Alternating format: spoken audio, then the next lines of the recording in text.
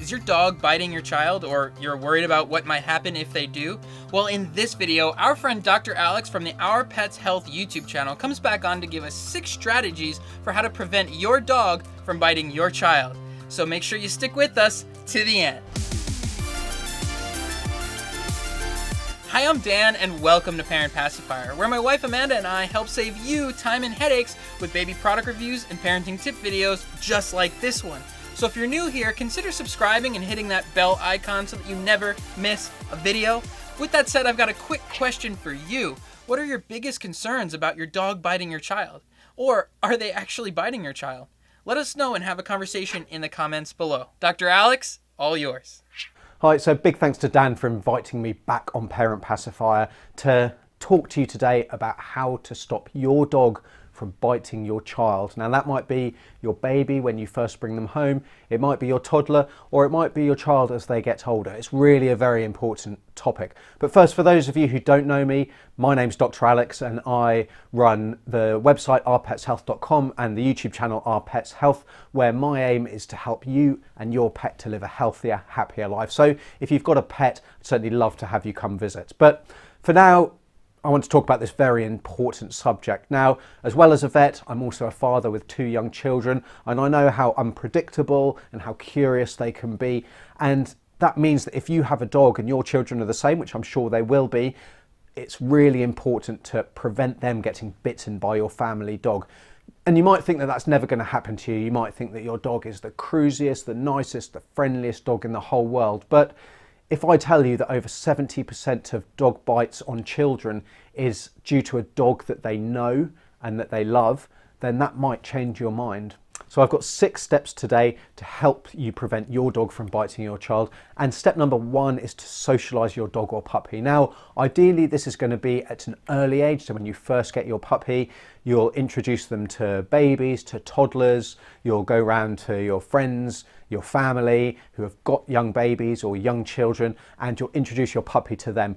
If they come across them at this stage, then they're just like sponges. They're going to accept them as normal. They're going to accept the crying, the noise, the hustle and bustle, the poking and prodding as normal. And they're going to learn that as they get older and when they are then introduced to having a child in their own house, they're going to accept that as a much more normal experience.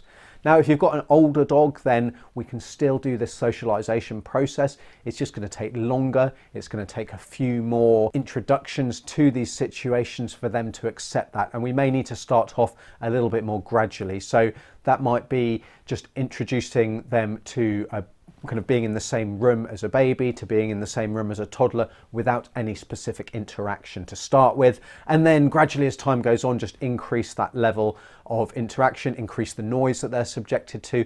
And then when it comes to actually welcoming a baby or a child into the house, they're going to be much happier about that and less stressed. And stress should not be underestimated when we bring babies and children into the house. And I've actually done another video for Parent Pacifier that I'm sure Dan will link up here or somewhere that goes through a few steps that you can take to reduce the stress in your dog or in your cat when you're bringing a child into the house. So make sure you check that out as well.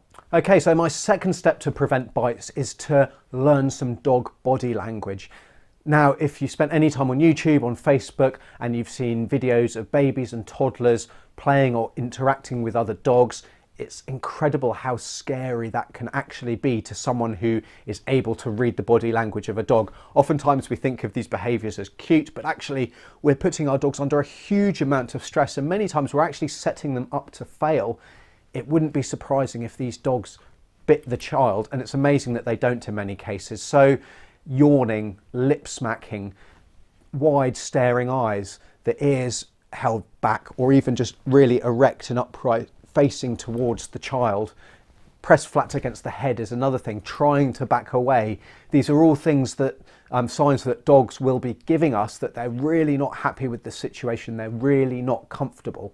It might be that their lips are pulled back just slightly, showing their teeth, and oftentimes that's actually interpreted by many people as them smiling. It couldn't be further from the truth though. They're saying, hey, I'm getting really uncomfortable, look at my teeth. If you push me much further, then there is a chance that I will bite.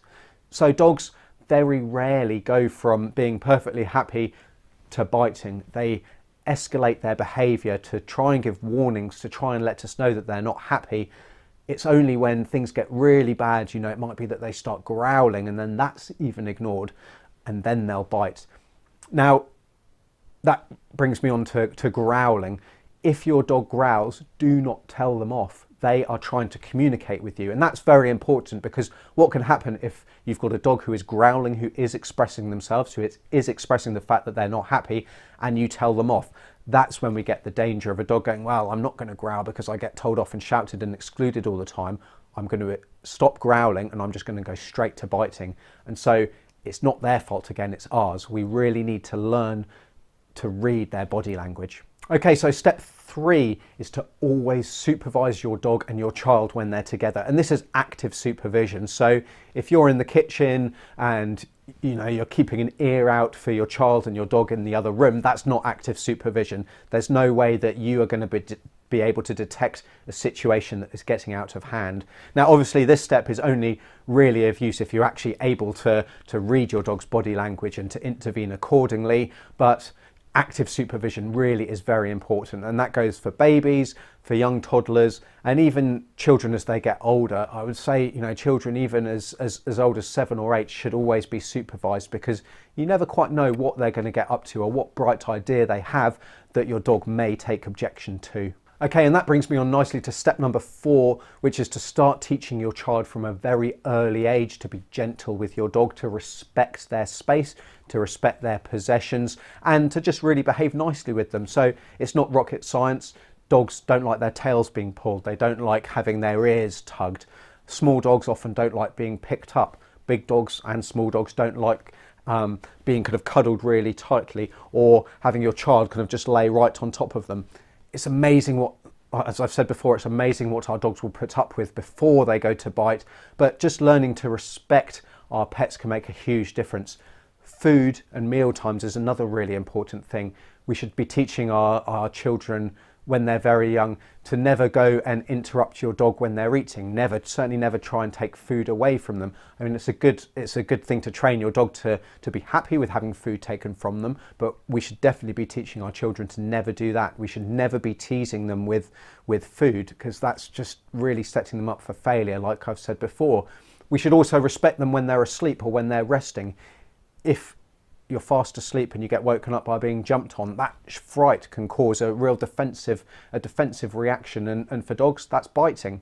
We should also respect them if they want to withdraw, so always having an escape route, an open door, so that if your dog is not feeling comfortable, many times they might go through that escalation of behaviour, but they will actually choose to withdraw, to take themselves away from that very thing that's stressing them out or causing them anxiety. So just letting them go and teaching your child that if your dog doesn't want to play, if they want to go to their bed or wherever their safe space is, to let them, to leave them alone and respect their decision that they've made to withdraw from the interaction that they're having.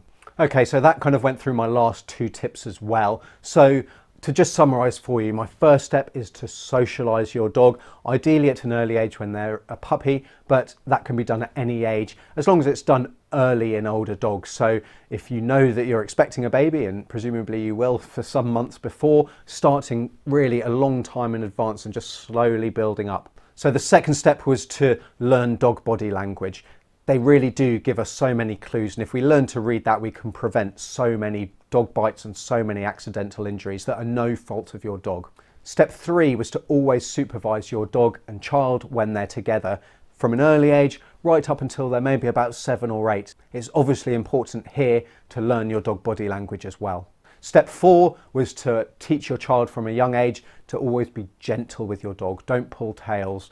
Don't hang off their ears, don't pick them up, don't cuddle them tightly, don't lie on top of them, that kind of thing. Step 5 was to be respectful around food. Leave your dog alone at meal time, never take food off them, and don't tease them with treats. And step 6 was to always give your dog an escape route and to respect their decision to use that escape route, to go to their safe space and to try and avoid that interaction.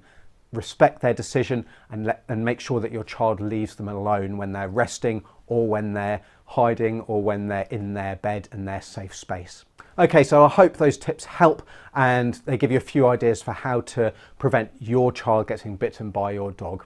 So there's also a really good book, which is How to Keep Kids Safe with Dogs. And I'm sure Dan will pop a link down below. So that's a really good book for a number of ways. One, it's actually kind of a very child-friendly book. So you can go through it with your child and it goes through a few strategies to help prevent bites from your dog, but also it teaches them how to react and how to interact with other dogs when you're out and about and dogs that you do not know. So that's really important. It's something that you can help use to teach your child just to be happy, to be confident and to be safe around dogs, which is so important. And then it's also got a section about dog body language, and you'll have cottoned on by now that it's something that I think is very important and that all dog owners should know about. So thanks again to Dan for inviting me to come and talk to you. If you've got a dog and you're interested, or if you've got a cat and you're interested in keeping them happy and healthy, then I'd love to see you over on my channel, Our Pets Health or ourpetshealth.com. And until next time, you take care. So if this was helpful, why don't you hit that like button and then check out a video from Our Pets Health or another one from Parent Pacifier. Thanks for watching, and we look forward to seeing you in the next video.